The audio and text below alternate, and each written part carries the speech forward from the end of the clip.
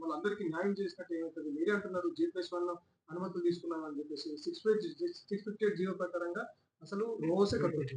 కానీ ప్లాట్స్ అన్ని కడితే అందరికీ న్యాయం జరుగుతుంది కదా! మీరు అట్లా డెసిషన్ తీసుకుంటారు? ఈ డెసిషన్ మేము తీసుకోలేదండి.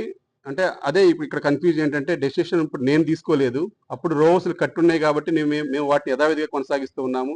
ఆ జీవో ప్రకారం గవర్నమెంట్ ఏ నిర్ణయం తీసుకుంటే ఆ నిర్ణయం ప్రకారం మేము వెళ్తాం గానీ, మేము ఇది అది అని మేము నిర్ణయం తీసుకోవట్లేదు. రో హౌస్‌లోనే అప్పుడు కట్టారు. మాకు అదే రో హౌస్‌లు అప్పచెప్పారు కాబట్టి మేము వాటిని ఉంచడానికి మేము ఎంతో ప్రయత్నాలు చేస్తూ ఉన్నాం.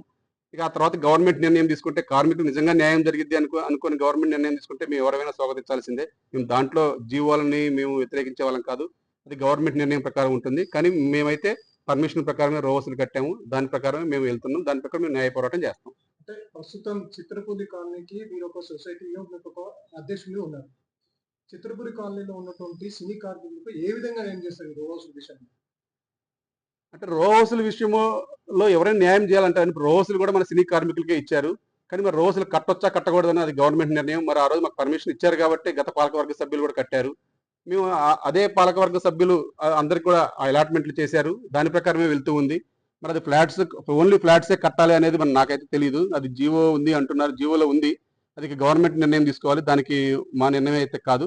మేము ఏదైనా సినీ కార్మికులకు న్యాయం జరిగిద్ది అనుకుంటే ఏదైనా ముందే ఉంటాం. యాజ్ ఏ ఫెడరేషన్ అధ్యక్షులుగా కానీ సొసైటీ అధ్యక్షులుగా కానీ అది గవర్నమెంట్ నిర్ణయం కాబట్టి ఇప్పుడు ఉన్న మా సభ్యులు కూడా మేము కాపాడుకోవాలి కాబట్టి ఆల్రెడీ కట్టి నివాసం ఉంటున్నారు రో హౌస్‌ల్లో చాలా మంది డబ్బులు కట్టి ఎప్పటి నుంచో.